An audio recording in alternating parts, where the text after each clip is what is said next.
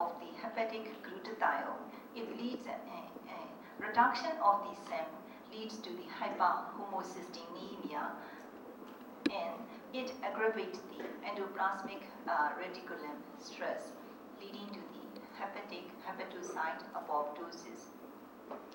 Finally, this is the overview of the pathogenic pathways leading to the. And I'm quite happy to see the professors from various specialties and the professor and colleagues from Mandalay, headed by Professor Soleon, Dr. Antonio, and all the medical colleagues from Mandalay, and very senior professors from the military as well as army, and watch the Korean movies or whatever. Now they cancel everything and come here.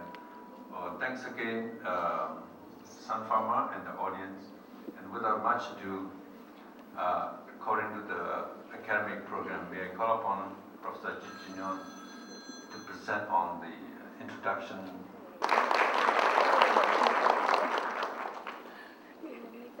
Global and Myanmar perspectives.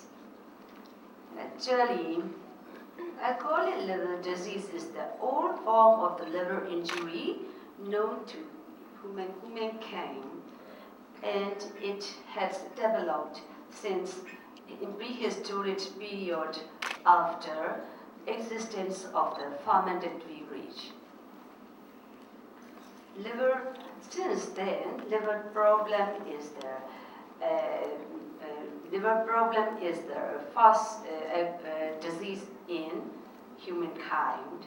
Iron overload, concomitant infection with the viral hepatitis and genetic fatigues.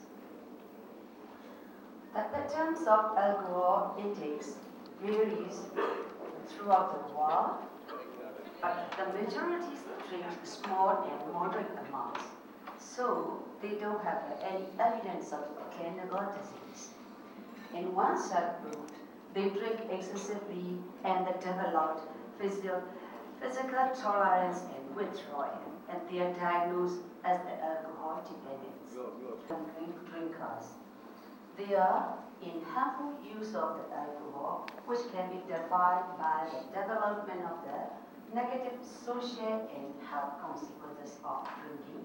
For example, unemployment, loss of family, organ damage, and accidental injury or death. The main significant problem is the failure to recognize the alcoholism. So we cannot prevent the alcoholic liver disease, and there's a delay in the management of the liver disease. According to the damage study, there are 1 in 2,000 of Danish citizens brought about age 45 to 64 years is diagnosed with alcoholic cirrhosis in every year.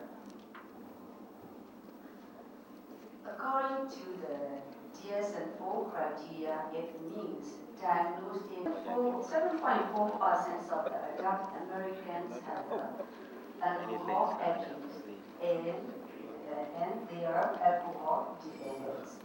And according to the more recent data, 4.65% of meets criteria for alcohol abuse and 3.81% for alcohol dependence. For every 1 liter increase in per capita alcohol consumption can cause a 14% increase in the cirrhosis in men and 8% increase in women. There's a different quantity of alcohol in standard drinks depending on the region. As you see, World Health Organization's WHO worldwide patterns of alcohol consumption in 1996, which are related to their mortality and morbidity. It shows developed world. And even in developing regions of the world, this alcoholic liver disease is the major problem in this country as well.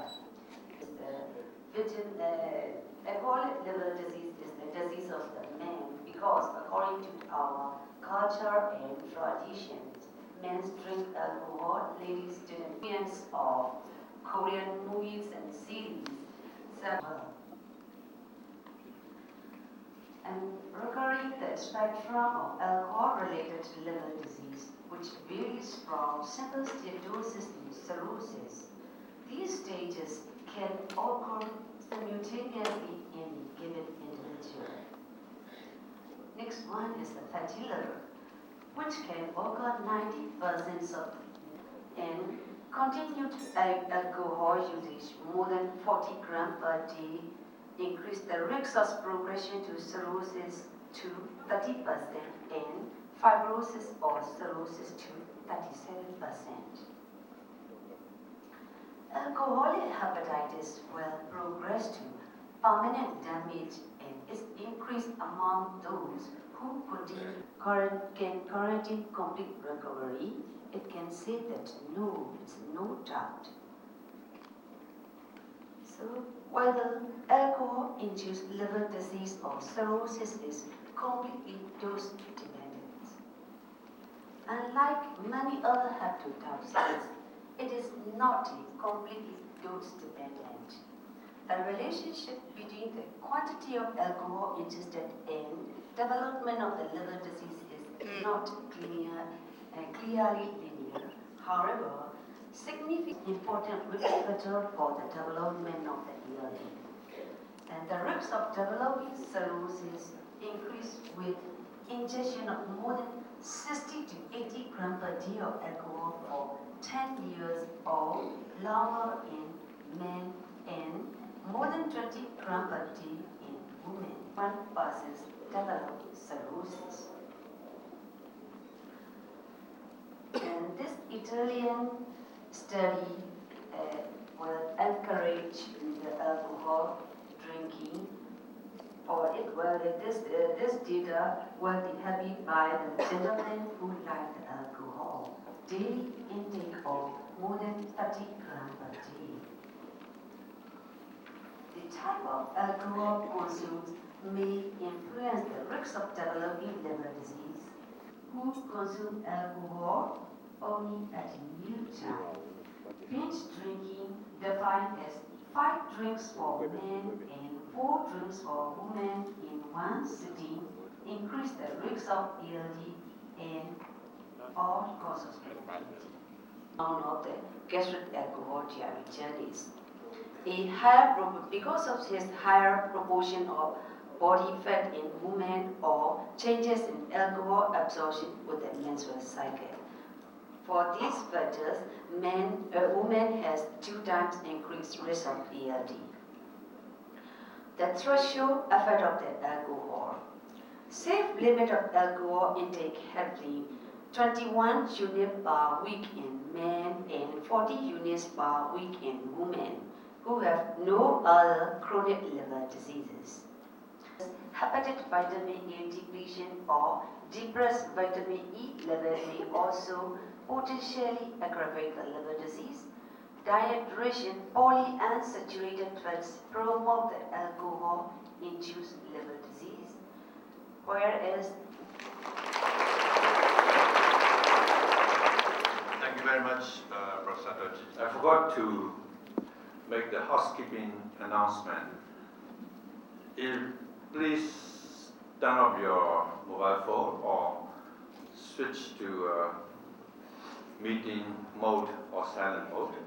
And speakers like Professor Tejino should stick to the allotted time, 20 minutes. And I'm sure the next 2 speakers are very conscious, very, sensitive about the time, and they will never oversee the 20 minutes. What let's go 9 minutes. Long 7 minutes. 7 minutes,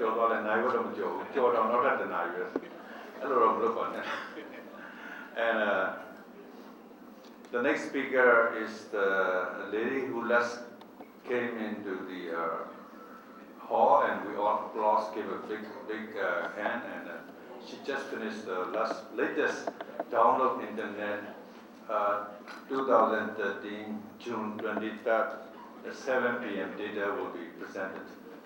She is no other than Dr. Nyobi Kendamai, Head of Department of Hepatology from the Mandalay General Hospital. She will welcome.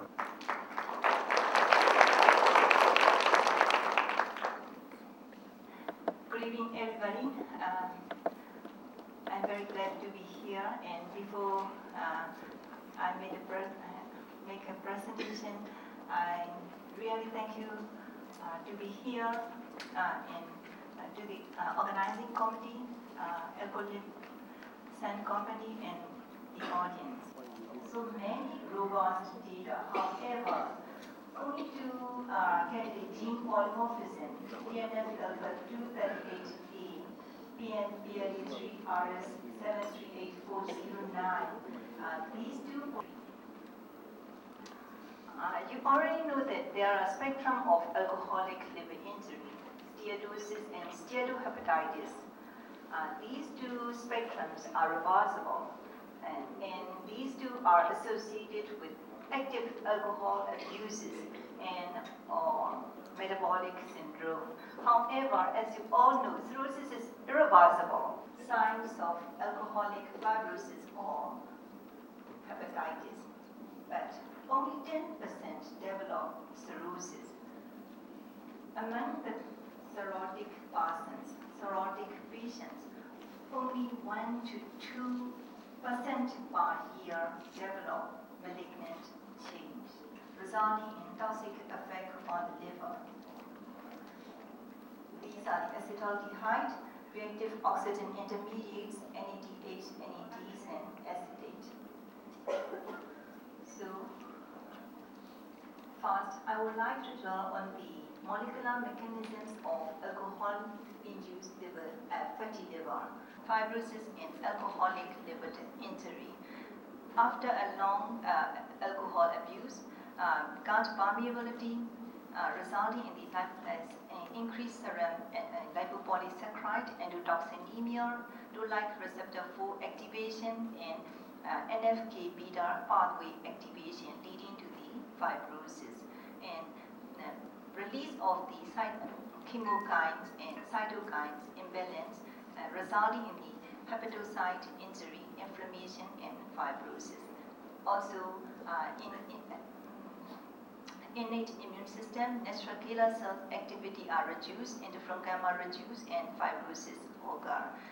Reduction in the antioxidant defense, mitochondrial damage, oxidative stress, hyperacetaldehydenemia, TGF-beta, these also lead to the apoptosis and fibrosis. The main mechanism of the alcohol-induced liver inflammation and fibrosis are shown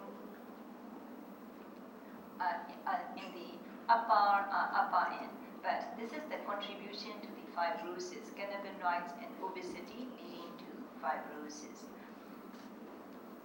Before I conclude, I have to say something basic features of the activated stellate cells.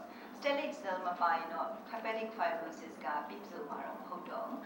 Activation of the stellate cells to myofibroblasts is associated with acquisition of the phenotypic changes that make them more suitable to coordinate the wound healing response and fibrogenesis. Hepatic stellate cells are activated in a paracrine manner by acetaldehyde and reactive oxygen intermediates produced by the metabolism of ethanol in the surrounding hepatocytes and Kupffer cells. ROS-dependent activation of HSC upon ethanol-induced hepatocyte damage leads to the deposition of collagen and other extracellular matrix components. As a consequence, perivenular and periportal fibrosis is established, eventually leading to the bridging and cirrhosis. These changes are typical of the alcoholic fibrosis and often coexist with alcoholic steatohepatitis. I would like to conclude by saying that steatosis results from alteration of the lipid metabolism driven by alcohol, ethanol metabolites, and oxidative stress, resulting from chemokines, cytokines, endotoxins, and so many mediators play a major role in the alcohol-induced liver injury, alcohol increases the endotoxin level that activates the Kupffer cells, initiating inflammatory response that leads to massive inflammatory cell recruitment, contributing to the hepatocellular injury and fat accumulation. Thank you very much. Thank you very much, Dr. Nyomi, for your excellent presentation. And your cartoons are also very lively, colorful, and very illustrative. Thank you.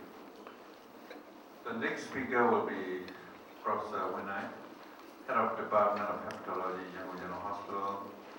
Professor Winai has recently attended the Asia Pacific Association for the Liver meeting, and I'm sure his presentation will include recent data and recent findings on the management of the treatment of the alcoholic liver disease. Professor Winai, please.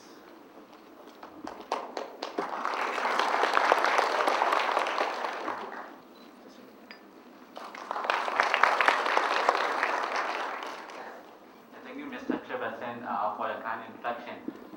Good evening, all my professors, my senior and junior colleagues. I'm going to present about the management of the alcohol liver disease present in the picture. Actually, there are a lot of advances in the management of the alcoholic liver disease, but mainly focus on the alcoholic hepatitis. So I think most of my presentation will focus on the alcoholic hepatitis.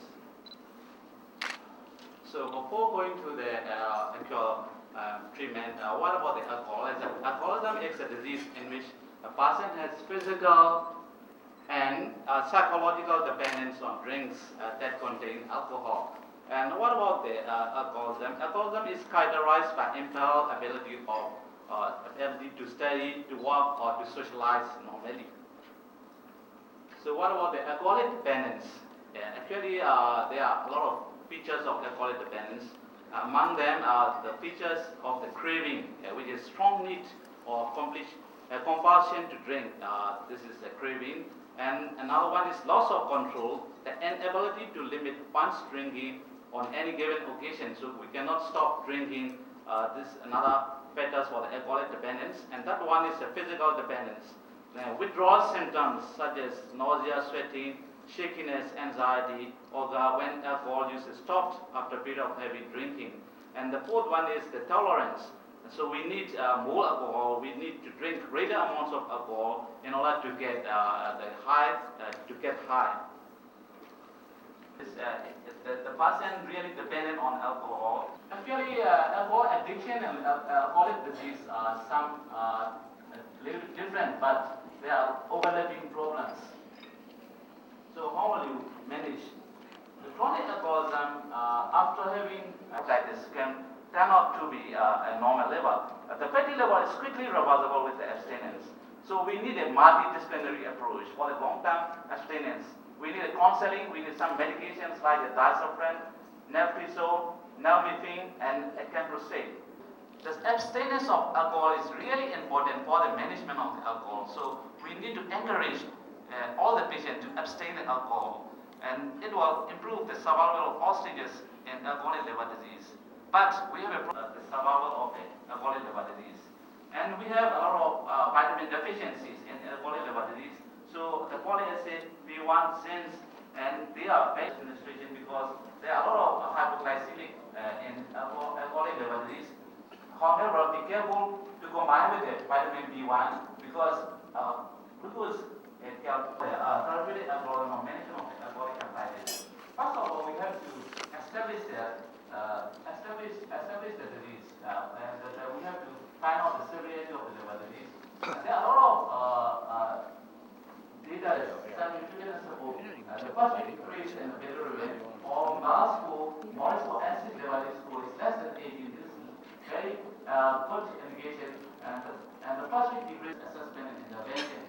And if the patient is very high risk, that means very discriminant factors more than 32, and the presence of the hepatic encephalopathy or class 4 modus marked inflammation, and absence of the oversubstance of bleed. This is very important. For the alcoholic liver disease, we use steroids, but the bilirubin has not fallen 7 days after studying the steroid. The drugs are unlikely to reduce the mortality and should be stopped. This is very important.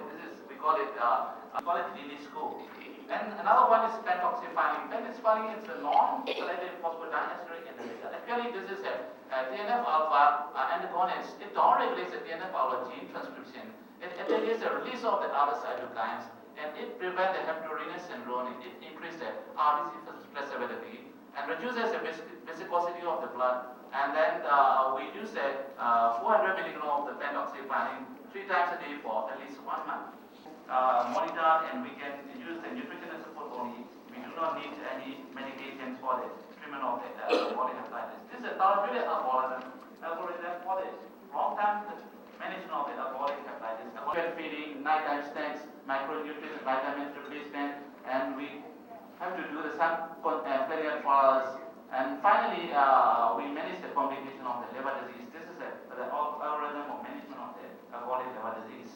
Minimalistic criteria is at least 6 months period of abstinence. This is very important. After 6 months of alcohol stoppage, we consider for the liver transplantation. Otherwise, we do not consider for the liver transplantation. What were the future potentials? But they did not show any improvement in survival. Among that, there are a lot of side effects, including the infection. So, infection or etanercept is less important role in the management of the alcoholic liver disease. Another interesting one is the propylthyroid. It is an anti-thyroid medication. It reduces the basal metabolic rate in the liver and improving the long-term survival. And another one is the insulin and glucagon.